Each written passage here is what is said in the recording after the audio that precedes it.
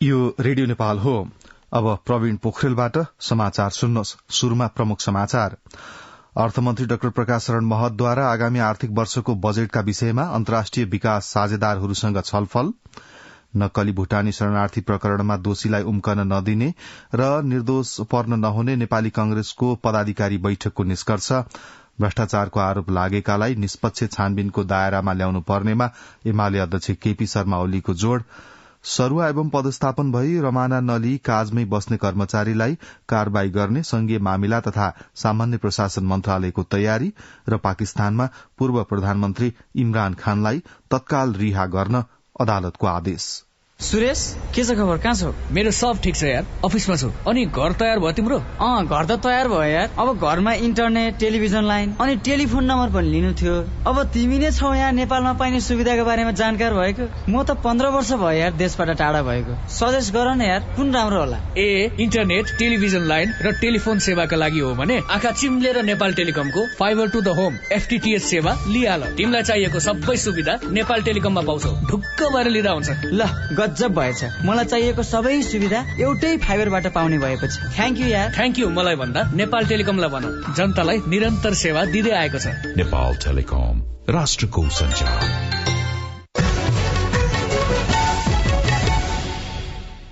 समाचार अब विस्तारमा। अर्थमन्त्री डाक्टर प्रकाश शरण महतले नेपालमा रहेका अन्तर्राष्ट्रिय विकास साझेदारहरूसँग आगामी आर्थिक वर्ष 2080-81 को बजेटका विषयमा छलफल गर्नुभएको छ। अर्थ मन्त्रालयमा हिजो भएको छलफलमा विश्व बैंक, एसियाली विकास बैंक, अन्तर्राष्ट्रिय मुद्रा कोष र अन्तर्राष्ट्रिय वित्त निगम जस्ता बहुपक्षीय विकास साझेदार, अमेरिकी अन्तर्राष्ट्रिय विकास नियोग, Japan, Korea, Switzerland, Norway, Finland, European union, Germany लगायतका द्विपक्षीय विकास साझेदार संस्थाका प्रमुख तथा प्रतिनिधिहरूको उपस्थिति रहेको थियो। छलफलका क्रममा अर्थमन्त्री डाक्टर महतले नेपाल सरकारका आगामी दिनको प्राथमिकता, आगामी बजेटले लिने मार्गदर्शन सिद्धान्तका विषयमा धारणा राख्नुभयो। उहाँले सरकारले उपलब्ध साधन र स्रोतको उच्चतम सदुपयोग गर्ने प्रतिबद्धता व्यक्त गर्नुभयो। अर्थमन्त्री डाक्टर महतले नेपाल सरकारको ऋण बढ़दो क्रममा रहेको सन्दर्भमा आगामी दिनमा सानो ब्याज तिर्न सक्ने खालका उत्पादनशील क्षेत्रमा लगानी गर्ने प्राथमिकता रहेको जानकारी समेत गराउनुभयो। अर्थमन्त्री डाक्टर महतले वैदेशिक ऋण सँगसँगै उल्लेख्य रूपमा अनुदान उपलब्ध गराउन र जलवायु परिवर्तनको कारक नेपाल नभएको हुँदा त्यस क्षेत्रमा आउने सहायता पनि अनुदानको रूपमा परिचालन गर्न आग्रह गर्नुभयो। अन्तर्राष्ट्रिय विकास साझेदारका प्रमुख एवं प्रतिनिधिहरूले नेपाल सरकारले बजेटमा लिने प्राथमिकता र कार्यक्रममा साथ सहयोग र समर्थन हुने विश्वास दिलाउनु भएको छ। नेपाली कांग्रेसको पदाधिकारी बैठकले नक्कली भूटानी शरणार्थी प्रकरणका बारेमा दोषीलाई उम्कन नदिने र निर्दोष पर्न नहुने निष्कर्ष निकालेको छ। पार्टी सभापति शेरबहादुर देउवाको निवास धुम्बाराईमा हिजो बसेको बैठकमा नक्कली भूटानी शरणार्थी प्रकरणका दोषीलाई छाड्न नहुने, पार्टी केन्द्रीय समिति र नीति अधिवेशनको तयारी तथा भ्रातृ र शुभेच्छुक संस्थाका विषयमा छलफल भएको थियो। बैठकमा नेता बालकृष्ण खाँडलाई निलम्बन गर्नुपर्ने विषय उठेको र निर्णय भने नभएको सहमहामन्त्री जीवन परियारले जानकारी दिनुभयो। छानबिन प्रक्रिया जारी छ, अनुसन्धान नसकिएकाले अहिले नै निष्कर्षमा पुग्न नहुने बैठकमा यस विषयमा छलफल भएको सहमहामन्त्री परियारले जानकारी दिनुभयो। पदाधिकारी बैठकमा कोशी प्रदेशमा केन्द्रमा रहेको सत्ता गठबन्धन अनुसारको सरकार नभएको बारे पनि गम्भीर छलफल भएको थियो। राष्ट्रपति कार्यालयमा रहेको नागरिकता विधेयकका विषयमा पनि बैठकमा छलफल भएको सहमहामन्त्री परियारले जानकारी दिनुभयो। नेकपा एमालेका अध्यक्ष केपी शर्मा ओलीले भ्रष्टाचार आरोप लागेकालाई निष्पक्ष छानबिनको दायरामा ल्याउनु पर्ने बताउनु भएको छ। नेकपा एमाले केन्द्रीय कमिटि बैठकमा अध्यक्ष ओलीले भ्रष्टाचार गर्नेलाई दृढ़तापूर्वक कार्यवाही हुनुपर्ने बताउनुभयो। अध्यक्ष ओलीले जुनसुकै व्यवस्थामा पनि भ्रष्टाचार हुन सक्ने भन्दै गणतन्त्रमा भ्रष्टाचार हुन्छ, राजतन्त्रमा हुँदैन भन्ने भाष्य निर्माण गर्न खोजिएको भन्दै आपत्ति समेत जनाउनुभयो। बैठकमा अध्यक्ष ओलीको राजनीतिक प्रतिवेदन, केन्द्रीय निकायहरूको प्रतिवेदन, मिशन ग्रासरूटको प्रतिवेदन, प्रदेशहरूको कार्ययोजना, केन्द्रीय सदस्यहरूको कार्यविभाजन, पार्टी प्रवेशीहरूको व्यवस्थापन लगायतका 10वटा कार्यसूचीमाथि छलफल हुनेछ। बैठक भोलिसम्म चल्ने नेकपा एमाले जनाएको छ। यसैबीच नेकपा एमालेको स्थायी कमिटी बैठक आज बस्ने भएको छ। जारी केन्द्रीय कमिटी बैठकमा समूहगत छलफलपछि प्रदेश अध्यक्षहरूले सुझाव पेश गरिसकेपछि स्थायी कमिटी बैठक बस्ने एमाले जनाएको छ। प्रदेश अध्यक्षहरूबाट प्राप्त सुझावका आधारमा स्थायी कमिटी बैठकले आगामी कार्ययोजनाको प्रस्ताव तयार गर्ने बताइएको छ। स्थायी कमिटिले कार्ययोजनाको प्रस्ताव तयार गरेपछि पुनः केन्द्रीय कमिटिको बैठक बस्नेछ। केन्द्रीय कमिटिको बैठकबाट स्थायी कमिटिले तयार गरेको कार्ययोजनाको प्रस्ताव पारित गर्ने तयारी रहेको एमाले जनाएको छ। उपप्रधान तथा गृहमन्त्री नारायण काजी श्रेष्ठले नेपालीलाई नक्कली भूटानी शरणार्थी बनाई अमेरिका पठाउने भनी ठगी गर्ने गिरोहमा सहभागी सबैलाई कार्यवाहीको दायरामा ल्याइने बताउनु भएको छ।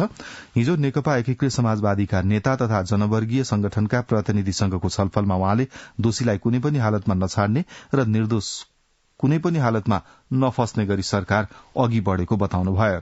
उपप्रधानमन्त्री श्रेष्ठले यस प्रकारको ठगी सामान्य भ्रष्टाचार मात्रै नभई राज्य विरूद्धकै संगठित अपराध भएको उल्लेख गर्नुभयो। यस प्रकरणमा आफूलाई कुनै पनि नेताले दबाव नदिएको र दबाव आए पनि अनुसन्धान प्रक्रियालाई निष्कर्षमा पुर्याएरै छाड्ने दृढ़ता पनि उहाँले व्यक्त गर्नुभयो। प्रहरीलाई निर्धक्क भएर अनुसन्धान अगाडि बढ़ाउन निर्देशन दिएको पनि उहाँले जानकारी दिनुभयो।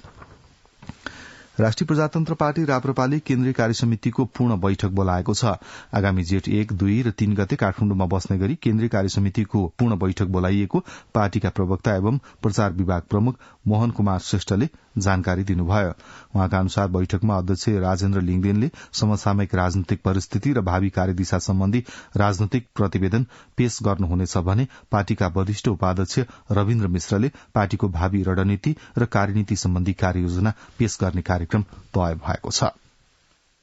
गण्डकी प्रदेश सरकारले मन्त्रालयको कार्यविभाजन हेरफेर गरेको छ। हिजो बसेको मन्त्री परिषद बैठकले गण्डकी प्रदेश सरकार कार्यविभाजन नियमावली 2074 को नियम 8 अनुसार मन्त्रालयको नयाँ कार्यविभाजन गरेको हो। सरकारको उक्त निर्णय हिजै प्रदेश राजपत्रमा समेत प्रकाशित भएको छ।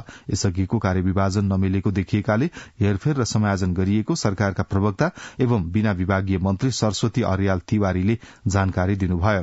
नयाँ कार्यविभाजन अनुसार आन्तरिक मामिला तथा कानून मन्त्रालय मुख्यमन्त्री तथा मन्त्री परिषदको कार्यालयमा गाभिएको छ।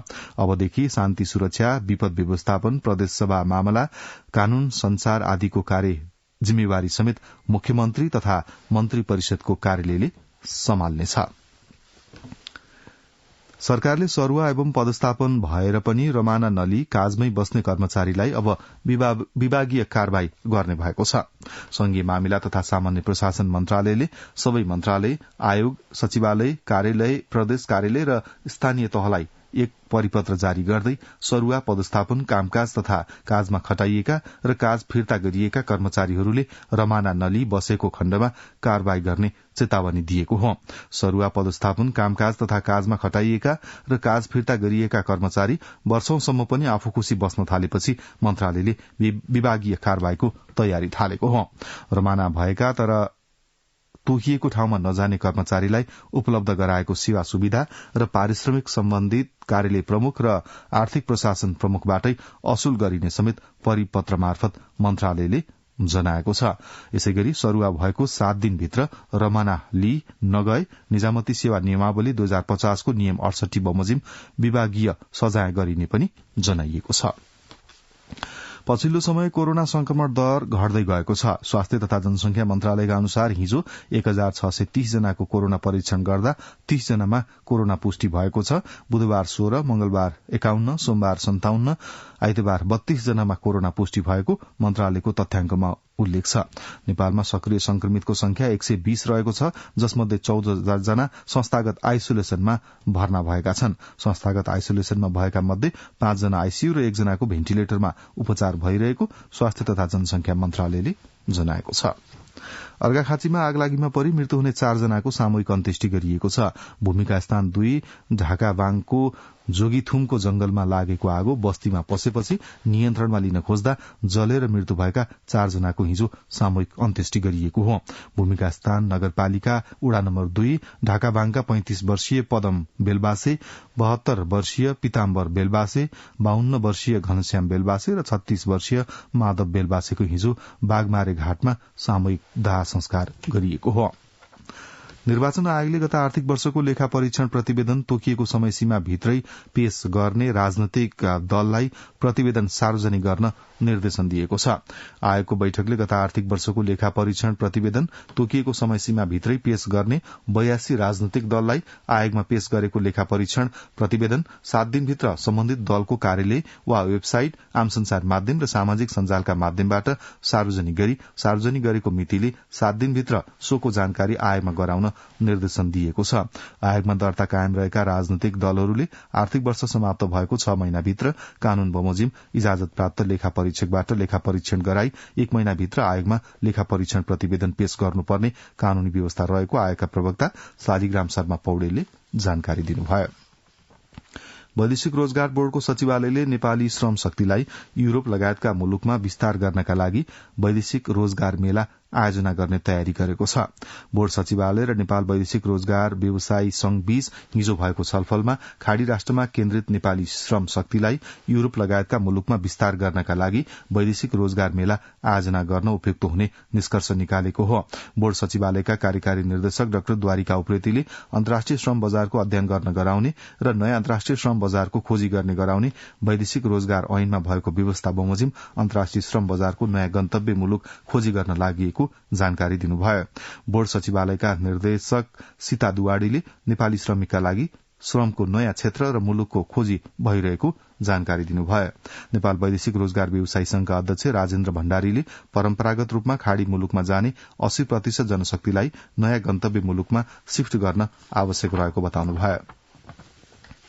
कालीगण्डकी करिडोर 220 केबी प्रसारण लाइन आयोजनाको निर्माण आगामी असारभित्र सम्पन्न गर्ने गरी काम अघि बढ़ाइएको छ। म्याग्दीको अन्नपूर्ण गाउँपालिका 3 दाना सब स्टेशनबाट शुरू भई पर्वत, बागलुङ, स्याङ्जा, बाल्पा, रूपन्देही हुँदै नवलपरासी सुस्ता बर्दघाट सुस्ता पश्चिमको सुनवल नगरपालिका 13 भूमई स्थित नयाँ बुटवल सब स्टेशनसम्मको 127 किलोमिटर डबल सर्किट प्रसारण लाइन आयोजना 2 खण्डमा विभाजन गरी निर्माण भइरहेको छ। पहिलो खण्ड अन्तर्गत दानादेखि पर्वतको कुस्मा नगरपालिका 2 खुरकोटसम्मको 39 किलोमिटर प्रसारण लाइन निर्माण सम्पन्न भई सञ्चालनमा आइसकेको छ। पहिलो खण्डमा नै खुरकोटमा 132 केबी र दानामा 220-132-33 केबी सब स्टेशन निर्माण सम्पन्न भइसकेका छन्। दोस्रो खण्ड अन्तर्गत कुस्माबाट नयाँ बुटवल सब स्टेशनसम्मको 88 किलोमिटर प्रसारण लाइन निर्माण अन्तिम चरणमा छ। यस खण्डको निर्माण आगामी असारभित्र सञ्चालनमा ल्याउने गरी काम भइरहेको छ। नेपाल विद्युत प्राधिकरणका कार्यकारी निर्देशक कुलमान घिसिङले रूपन्देहीको पाल्पा, देवदह र नवलपरासीमा निर्माणाधीन प्रसारण लाइन निर्माण स्थलको अनुगमन भ्रमण गरी असारभित्र सम्पन्न गर्ने गरी काम अघि बढ़ाउन निर्देशन दिनुभएको छ।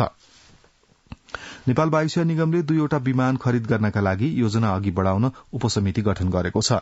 प्रादेशिक रूपमा हवाई सञ्जाल बढ़ाउने उद्देश्यले शहरी क्षेत्रका विमानस्थलमा उडान भर्न सक्ने 2वटा जहाज खरिद गर्ने कार्ययोजना अघि बढ़ाइएको हो।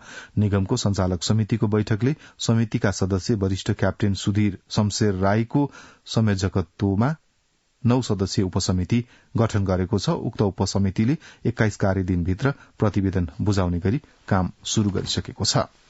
रोल्पामा ट्र्याक्टर दुर्घटना हुँदा 1 जनाको मृत्यु भएको छ। दुर्घटनामा अन्य 7 जना घाइते भएको प्रहरीले जनाएको छ। मृत्यु हुनेमा लुङरी गाउँपालिका वडा नम्बर 5 सर्कनाका 13 वर्षीय खेमराज रोका रहेका छन्। गैराती करिब 9:30 बजे लुङरी गाउँपालिकाको मछेटी भन्ने स्थानमा ट्र्याक्टर दुर्घटना भएको हो। लुङरी गाउँपालिकाको दोमैबाट सड़क निर्माणको काम गर्ने कामदारलाई काम सकेर बास बस्नका लागि गाउँपालिकाको केन्द्र किलाचौरतर्फ जाँदै गर्दा ट्र्याक्टर दुर्घटना भएको हाम्रा समाचारदाताले जनाएका छन्। पाल्पाको बगनासकाली गाउँपालिकामा उत्पादन हुँदै आएको बगनासे साँचो लोप हुने अवस्थामा पुगेको छ। पछिल्ला पुस्ताले ताला चाबी उत्पादनमा रुचि नराख्नु र आधुनिक प्रविधि तथा आयातित ताला चाबीको प्रयोग बढ़ेका कारण बगनासे साँचो लोप हुने अवस्थामा पुगेको स्थानीयको गुनासो छ। पाल्पाबाट संवाददाता विष्णु खनालको यो रिपोर्ट। पाल्पाको बगनासकाली गाउँपालिकामा पुर्खौंदेखि प्रयोगमा आएको बगनासे साँचो लोप हुने अवस्थामा पुगेको छ। पाल्पाको बगनास गाउँमा बनाइने भएका कारण तालाचापी अर्थात साँचोको नाम नै बगनासे साँचो राखिएको हो। जानकारका अनुसार बगनास गाउँमा विक्रम सम्वत 2012 सालदेखि बगनासे साँचो निर्माण गर्न थालिएको हो। पाल्पामा ढाका र करुवा सरह नै बगनासे साँचोलाई प्रचार प्रसार गर्न आवश्यक रहेको बताउनुहुन्छ स्थानीय दयाराज न्युपाने। पाल्पाली ढाका पाल्पाली करुवालाई जसरी हामीले संरक्षण गरिरहेका छौं त्यसै गरी यो चापीलाई बगनासकाली गाउँपालिका सरकारले कम्तीमा प्रत्येकका घरका ढोकामा चापी त्यही लगाउने, त्यसको लागि केही अनुदान दिने, सिपको हस्तान्तरण गर्ने र सिपको लागि तालिम व्यवस्था गर्ने। बगनासे साँचो अन्य साँचोको तुलनामा बलियो र सुरक्षित हुने भएकाले देशका अन्य जिल्लामा समेत पाल्पाली बगनासे साँचोको माग हुने गरेको थियो। बगनासका शिव विश्वकर्माका अनुसार उहाँ सहित बगनासकाली गाउँपालिका वडा नम्बर 9 बगनासका 8-10 घर परिवारले व्यावसायिक रूपमा साँचो बनाउँदै आएका थिए। तर अहिले साँचो बनाउने आफू मात्र रहेको उहाँ बताउनुहुन्छ। बनाउन धेरै दुःख छ। अहिले केटाहरूले बनाउन चाहिँ धेरै गर्दैनन्। बजेटहरू अलि पर्ने भएमा बनाउँथे। यो बनाउने मै मात्र छु। पहिले स्थानीय आरणबाट दैनिक 50 वटा सम्म साँचो बनाएर निर्यात गर्ने गरिएकोमा अहिले गाउँमै माग हुन छोडेको छ। बाह्य बजारबाट आउने साँचो प्रतिबन्ध गरेर स्थानीय उत्पादनलाई प्रोत्साहन गर्नुपर्ने माग आरण पेसामा लागेकाहरूको छ। बगनासकाली गाउँपालिकाले पालिका भित्रका सबै सरकारी कार्यालयमा यही साँचो प्रयोग गर्ने योजना बनाएको बताउनुहुन्छ पालिका अध्यक्ष सरस्वती दिदी। बगनासकाली गाउँपालिका भित्र जति पनि सरकारी कार्यालयहरू र सबै कार्यालयमा बगनासे साँचो प्रयोग गर्ने पहिलो चरणमा गाउँपालिकाले चाहिँ खरिद गरेर वितरण गरिदिने, त्यसको लागि थप अनुदान दिएर उहाँलाई निरन्तरता दिन के गर्न सकिन्छ भनेर पनि हामीले एउटा निर्णय गरेका छौं। स्थानीय स्तरमा रहेका घरेलु तथा कुटीर उद्योगलाई संरक्षण र बजार प्रबन्धन गर्न सम्बन्धित निकायले सहयोग गर्ने हो भने स्थानीय स्तरमा रोजगारी सँगै आयातलाई प्रतिस्थापन गर्न समेत सहयोग पुग्ने देखिन्छ। विष्णु खनाल, रेडियो नेपाल, पाल्पा। समाचार रेडियो नेपालबाट सुन्दै हुनुहुन्छ। अब के अन्तर्राष्ट्रिय समाचार। पाकिस्तानको सर्वोच्च अदालतले पूर्व प्रधानमन्त्री इमरान खानलाई तत्काल रिहा गर्न सरकारको नाममा आदेश दिएको छ। अन्तर्राष्ट्रिय संचार संस्था बीबीसीका अनुसार खानको पक्राउ गैर कानूनी भएकाले उहाँलाई रिहा गर्न सर्वोच्च अदालतले आदेश दिएको हो। खानलाई 1 घण्टाभित्र अदालतमा उपस्थित गराउन पनि सर्वोच्च अदालतले आदेश दिएको छ। भ्रष्टाचारको आरोपमा पाकिस्तानी पूर्व प्रधानमन्त्री खान गत मंगलबार पक्राउ पर्नु भएको थियो। यसैबीच पाकिस्तानका पूर्व प्रधानमन्त्री खानले आफू निर्दोष रहेको बताउनु भएको छ। पूर्व प्रधानमन्त्री खानलाई गिरफ्तार गरेपछि पाकिस्तान भर भएका विभिन्न झडपमा कम्तीमा 11 जनाको मृत्यु भएको छ। झडपमा परि दर्जनौं मानिस घाइते भएका र करिब 2500 मानिसलाई प्रहरीले पक्राउ गरेको छ। खान समर्थकहरूले प्रहरी चौकीसहित विभिन्न सरकारी भवनहरू ध्वस्त पारेका अन्तर्राष्ट्रिय संचार माध्यमहरूले उल्लेख गरेका छन्। इजरायलले गरेको हवाई आक्रमणमा परि हिजो प्यालेस्टाइन इस्लामिक जिहाद का केही शीर्ष कमाण्डर सहित अन्य 27 जनाको मृत्यु भएको जनाइएको छ। लडाकु विमानले गाजापट्टीको दक्षिणमा रहेको हमाद आवासीय शहरको एउटा भवनको 5औं तल्लामा रहेको अपार्टमेन्टमा आक्रमण गर्दा ती कमाण्डर सहित व्यक्तिहरूको मृत्यु भएको अधिकारीहरूले बताएका छन्। गाजाका विद्रोहीहरूले इजरायलमा 460 भन्दा बढ़ी रकेट प्रहार गरेपछि इजरायली सेनाले गाजामा 130 भन्दा बढ़ी लडाकुलाई लक्षित गरी रकेट प्रहार गरेको हो। अब आर्थिक समाचार। कृषि तथा पशुपन्छी विकास मन्त्री डाक्टर बेदुराम भुसालले किसानलाई समयमै रासायनिक मल सहज रूपमा उपलब्ध गराउने प्रतिबद्धता व्यक्त गर्नु भएको छ। राष्ट्रिय सभाको दिगो विकास तथा सुशासन समितिको बिहीबार बसेको बैठकमा कृषि मन्त्री भुसालले किसानहरूले विगतका वर्षहरूमा झैं रासायनिक मल अभावको समस्या झेल्न नपर्ने गरी तयारी अघि बढ़ेको बताउनुभयो। बैठकमा सांसदहरू कमला पन्त, नारायण दाहाल, वामदेव गौतम, भुवन बहादुर सिंह, रमेश जंग रायमाझी, विमला घिमिरे र सिंह बहादुर विश्वकर्माले सरकारले किसानहरूलाई कृषि मल र बिउ बिजन समयमै उपलब्ध गराउनु पर्ने, किसानले पाउनुपर्ने कृषि अनुदान वितरण प्रक्रियालाई सहज बनाउनु पर्ने, कृषिजन्य वस्तुहरूको माग अनुसार बजार व्यवस्थापनलाई ध्यान दिनुपर्नेमा जोड़ दिनु भएको थियो। बैठकमा दिगो विकास तथा सुशासन समितिका सभापति प्रकाश पन्थले सरकारले नेपालमै रासायनिक मल कारखाना स्थापना गर्न सके सहज हुने बताउनुभयो। उद्योग वाणिज्य तथा आपूर्ति मन्त्री रमेश रिजालले स्थानीय तहहरूले सिप विकास र बजार प्रवर्धनलाई कामको विशेष प्राथमिकतामा राख्नुपर्ने बताउनु भएको छ। महोत्तरीको बर्दिवास नगर कार्यपालिकाका जनप्रतिनिधि र अगुवा राजनीतिक कार्यकर्ताहरूसँग बिहिबार भएको सामूहिक भेटमा मन्त्री रिजालले जनतालाई सिपसँग, सिपलाई उत्पादनसँग र उत्पादित सामग्रीलाई बजारसँग जोड्न सके रोजगारी प्रवर्धनसँगै आय स्तरमा वृद्धि गर्न सकिने बताउनुभयो। उद्योग मन्त्री रिजालले स्थानीय तहहरूले ल्याउने जनसमृद्धिका योजनामा संघीय सरकारले आवश्यक सहयोग गर्ने पनि बताउनुभयो। नेपाल वायु सेवा निगमले 2वटा विमान खरिद गर्ने तयारी शुरू गरेको छ। प्रादेशिक रूपमा हवाई कनेक्टिभिटी बढ़ाउने उद्देश्यले शहरी क्षेत्रका विमानस्थलहरूमा उडान भर्न सक्ने 2वटा जहाज खरिद गर्नका लागि निगमले कार्ययोजना अघि बढ़ाएको जनाइएको छ। नेपाल वायु सेवा निगमले 2वटा जहाज खरिद गरे पश्चात काठमाडौँ, विराटनगर, भैरहवा, पोखरा, नेपालगंज, धनगढ़ी लगायतका क्षेत्रबाट प्रादेशिक उडान भर्न सक्नेछ। जुम्लाका सरोकारवालाहरूले आगामी बजेटमा जुम्लामा एक पालिका एक कोल्ड स्टोरको माग गर्नु भएको छ। उचित भण्डारणको व्यवस्था नहुँदा वर्षेनी जुम्लामा लाखौंको स्याउ कुहिने भएकाले जुम्लाका सबै पालिकामा एक वटा शीत भण्डार कोल्ड स्टोर निर्माण हुनुपर्ने माग गरिएको स्थानीय स्याउ कृषक सर्पानन्द हमालले बताउनुभयो। जुम्लाको आर्थिक समृद्धि र विकासको मुख्य मेरुदण्ड नै स्याउ खेतीलाई मानिन्छ भने जुम्लाका 16,000 घरधुरी किसान स्याउ खेतीमै निर्भर रहेका छन्। गत वर्ष जुम्लामा 18,000 मेट्रिक टन स्याउ उत्पादन भएको थियो। सुरेन्द्रमणि त्रिपाठी। अब खेल समाचार। जावलाखेल युथ क्लबले शहीद स्मारक ए डिभिजन लीगमा फ्रेन्ड्स क्लबमाथि फराकिलो जित हात पारेको छ। च्यासल खेल मैदानमा बिहिबार भएको खेलमा जावलाखेलले फ्रेन्ड्स क्लबलाई 4-1 गोलले हरायो। जितसँगै जावलाखेल लीगको शीर्ष स्थानमा उक्लिएको छ। जावलाखेलको जितमा एनकोटो मासु आवीले 2 गोल गरे भने राहुल र फोडे फोफानाले 1-1 गोल थपे। फ्रेन्ड्सका लागि श्यामबाबु क्याप छाकीले सान्त्वना गोल फर्काए। जावलाखेलले 20औं मिनेटमा राहुलको गोलमा खाता खोलेको थियो। 26औं मिनेटमा एनकोटो मासुआवीले गोल गर्दै जावलाखेलको अग्रता दोब्बर बनाए। 64औं मिनेटमा मासुआवीले पेनाल्टीमा व्यक्तिगत दोस्रो गोल गर्दै जावलाखेलको अग्रता थप बनाएका थिए। खेलको 80औं मिनेटमा श्यामबाबु क्याफ छाकीले फ्रेन्ड्सका लागि सान्त्वना गोल फर्काए। त्यसपछि इन्जुरी समयमा फोडे फोफानाले गोल गर्दै जावलाखेललाई सजिलै जित दिलाए। जितसँगै शीर्ष स्थान कब्जा गरेको जावलाखेलले 17 खेलबाट 30 अंक बनाएको छ भने समान खेलबाट 19 अंक बनाएको फ्रेन्ड्स 11औं स्थानमा छ। प्रधान सेनापति राष्ट्रिय टेनिस प्रतियोगिताको दोस्रो संस्करण शुरू भएको छ। त्रिभुवन आर्मी अफिसर्स क्लब र दशरथ रंगशालाको टेनिस कोर्टमा शुरू भएको प्रतियोगिताको बलाधिकृत रथी सरोज प्रताप राणाले निर्णायकलाई बल हस्तान्तरण गर्दै शुभारम्भ गर्नुभयो। उद्घाटन खेल काठमाडौँ जिल्ला टेनिस एसोसिएशनका मनोज श्रेष्ठ र याक एण्ड एती क्लबका आशिष सिग्देल बीच भएको छ। आगामी जेठ 5 गतेसम्म सञ्चालन हुने प्रतियोगिता खुल्लातर्फ पुरूष र महिला एकल तथा मिक्स युगल विधामा हुनेछ। भेटरानतर्फ 35 वर्ष, 45 वर्ष र 55 वर्षमाथि एकल र युगल तथा 65 र 70 वर्षमाथि एक विधामा खेल सञ्चालन भइरहेको छ। विभिन्न 13 खेल विधामा 255 प्रतिस्पर्धा हुने प्रतियोगितामा 14 टेनिस क्लब र विभागीय सहित 177 खेलाड़ीको सहभागिता छ। अन्तर्राष्ट्रिय खुल्ला फ्रेन्डशिप तेक्वान्दो च्याम्पियनशिपको 14औं संस्करण दक्षिण कोरियाको सोलमा हुने भएको छ। कोरियन मार्शल आर्ट्स तेक्वान्दोको आयोजनामा दक्षिण कोरियाको राजधानी सोलमा आगामी वर्ष आयोजना हुने प्रतियोगिताका संयोजक राजु छेत्रीले पत्रकार सम्मेलन मार्फत जानकारी दिनुभएको छ। प्रतियोगिताको मिति भने तोकिएको छैन। अच्युत अरियाल। अब मौसम। आज कोशी, मधेस र बागमती प्रदेशका पहाड़ी भागमा आंशिक बदली रही कोशी, बागमती र गण्डकी प्रदेशका पहाड़ी भागका 1-2 स्थानमा मेघगर्जन, सट्याङसहित हल्का वर्षाको सम्भावना रहेको जल तथा मौसम विज्ञान विभागले जनाएको छ।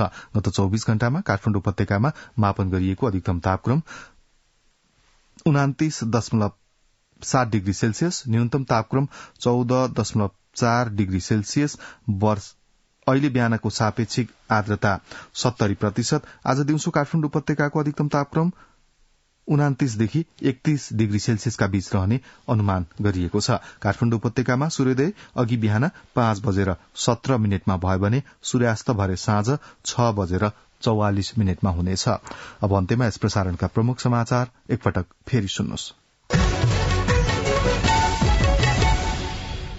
अर्थमन्त्री डाक्टर प्रकाश शरण महतद्वारा आगामी आर्थिक वर्षको बजेटका विषयमा अन्तर्राष्ट्रिय विकास साझेदारहरूसँग छलफल, नक्कली भूटानी शरणार्थी प्रकरणमा दोषीलाई उम्कन नदिने र निर्दोष पर्न नहुने नेपाली कंग्रेस पदाधिकारी बैठकको निष्कर्ष, भ्रष्टाचारको आरोप लागेकालाई निष्पक्ष छानबिनको दायरामा ल्याउनु पर्नेमा एमाले अध्यक्ष केपी शर्मा ओलीको जोड़, सरुवा एवं पदस्थापन भई रमाना नली काजमै बस्ने कर्मचारीलाई कारवाही गर्ने संघीय मामिला तथा सामान्य प्रशासन मन्त्रालयको तयारी र पाकिस्तानमा पूर्व प्रधानमन्त्री इमरान खानलाई तत्काल रिहा गर्न अदालतको आदेश। यसका साथै बिहान 7 बजेको समाचार यही सकिन्छ। रेडियो नेपाल सुन्दै रहनुहोला। हवस् त, नमस्ते।